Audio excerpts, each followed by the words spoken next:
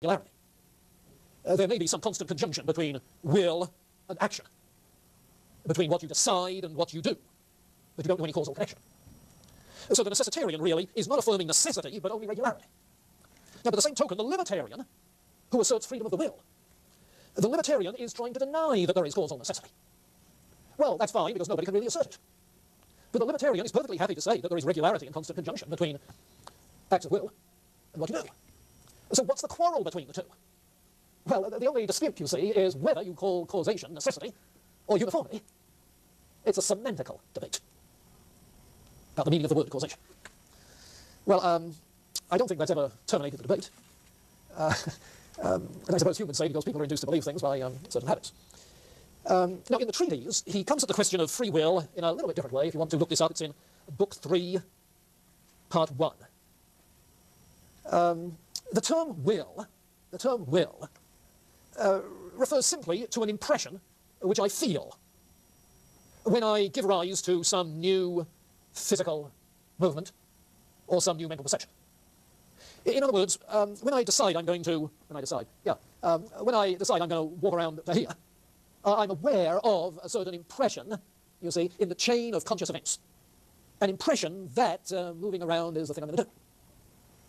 But it's merely an impression, a feeling that's involved in the stream of conscious events. And similarly, when I stop to think of, say, what my wife might decide to make for dinner tonight, and I'm initiating a chain of thought, well, there is again a feeling, an impression of, I'm going to start thinking about this. You see? So there is nothing more to will than a kind of impression of starting something going in the mind or in overt action. Now, there's uniformity enough between that impression of what we call will and the resultant change or action to make us think that it really causes something to happen. And because we're not aware of antecedent causes of that impression, we think that act of will is free, because we're not aware of any uniform causes.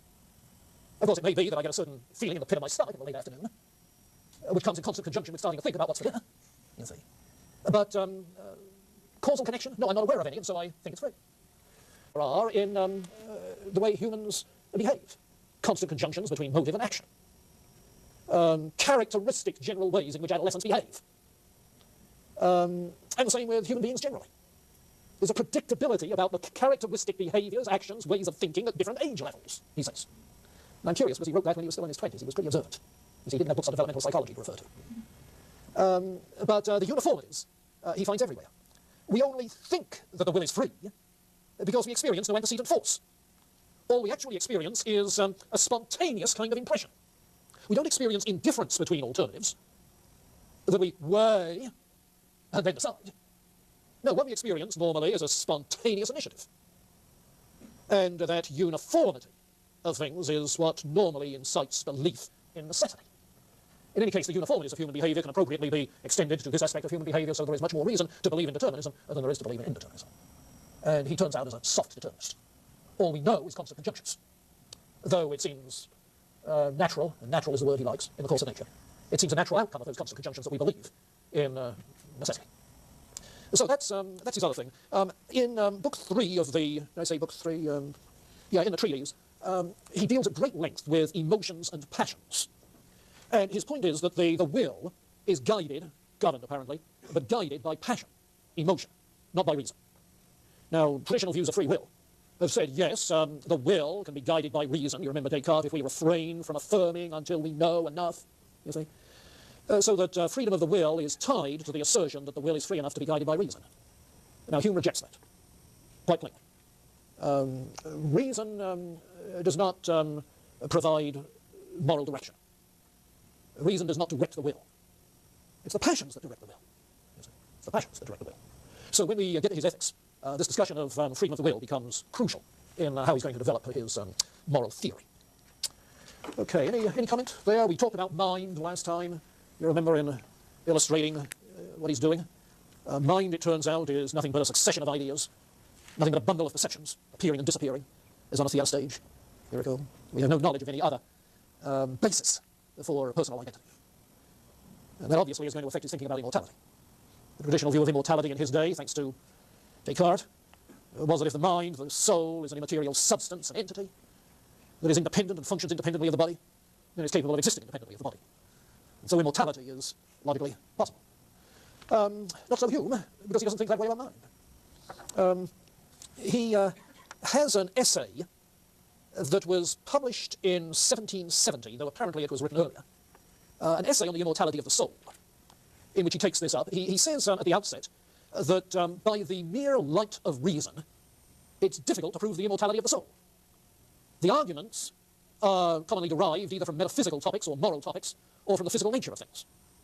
And then he goes on to discuss the arguments. But he says in reality, it is the gospel and the gospel alone that has brought life and immortality to light. And of course the Hume scholars think that may be tongue-in-cheek, inasmuch as his own belief is something religious belief is something he never aired, ventilated even on his deathbed. At the end of the essay he says, nothing could set in fuller light the infinite obligation which mankind has to divine revelation, since we find that no other medium could ascertain this great and important truth, immortality of the soul. Well, what does he say about the arguments? Well, the metaphysical argument is from the concept of substance, and you know what he thinks about the concept of substance.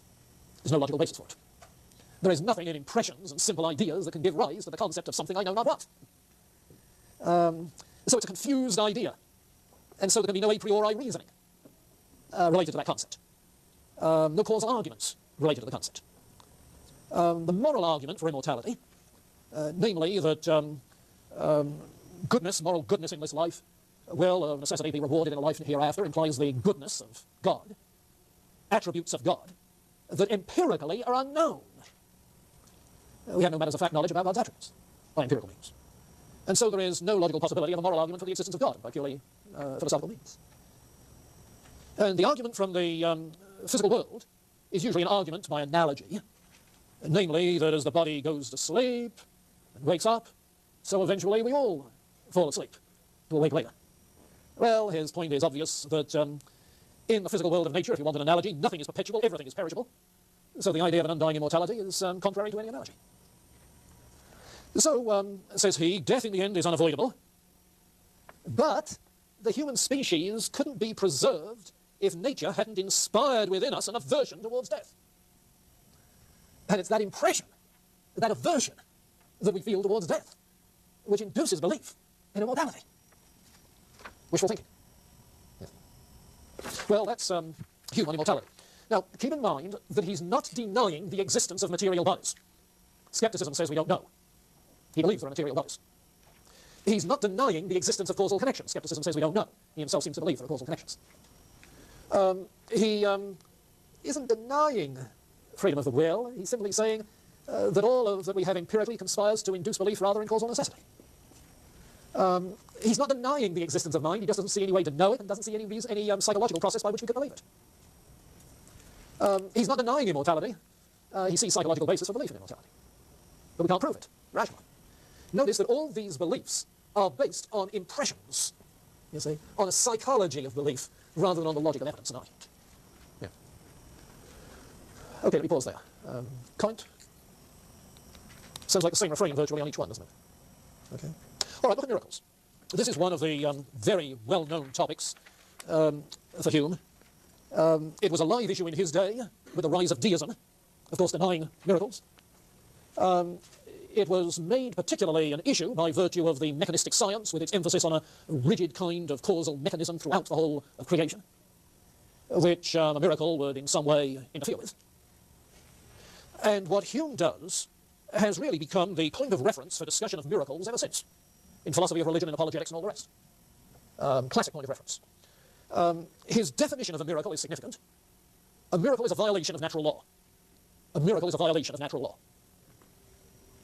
And that sounds like a perfectly understandable, perfectly legitimate definition granted the science of the day, so that you can see the kind of reasoning that might be involved.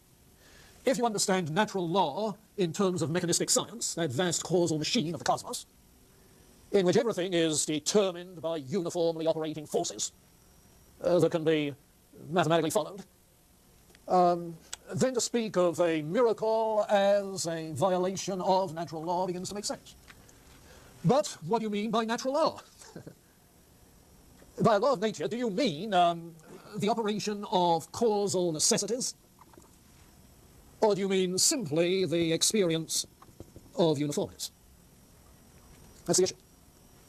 Now, some people who try to respond to Hume assume the first. assume that when Hume is talking of a violation of natural law, he's talking of a violation of causal necessity. Yes. And so the question is whether there are any chinks involved in the causal machinery to allow an external causal force to come in, to intrude, to suspend existing forces. I don't think that's what Hume is talking about, because that's not his view of natural law. You see? I'm inclined to think that he's speaking of miracle as a violation of natural law in the sense of a violation of the uniformity. And that, I think, is how the argument in this section goes. Now, of course, uniformities tend to induce belief in necessity, and he's inclined to believe in necessity.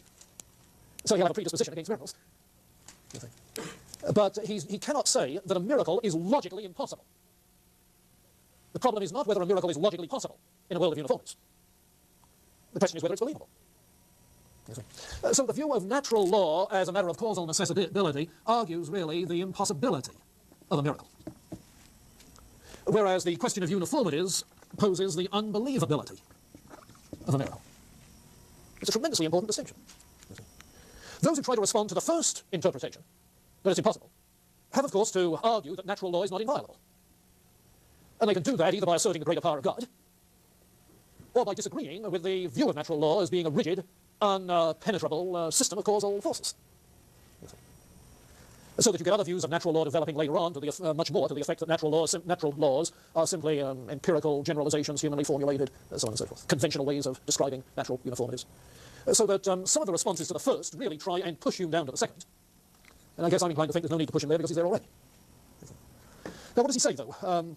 Taking the second thing, what does he say? Well, his concern is with the believability of miracles, for the simple reason that no evidence can be sufficiently steady and forceful to produce belief in, to produce the habit that is belief.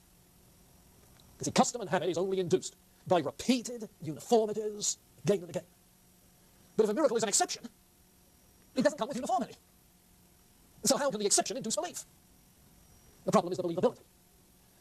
And to make his point, he talks about the way in which witnesses who report a miracle tend to offer contradictory evidence, so that even their testimony about a single miracle or a rash of miracles does not have the steadiness, the forcefulness that is needed to produce belief. Unbelievable. Says Hume, it would take a miracle to create belief in miracles. That's to say, something of force and vivacity, which you otherwise don't get, to produce belief. There are things that can happen that are not normally believable. It would take a miracle to produce belief in miracles.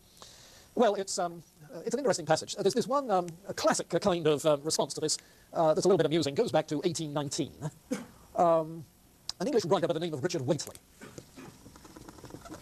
published an essay called Some Historical Doubts Concerning Napoleon Bonaparte.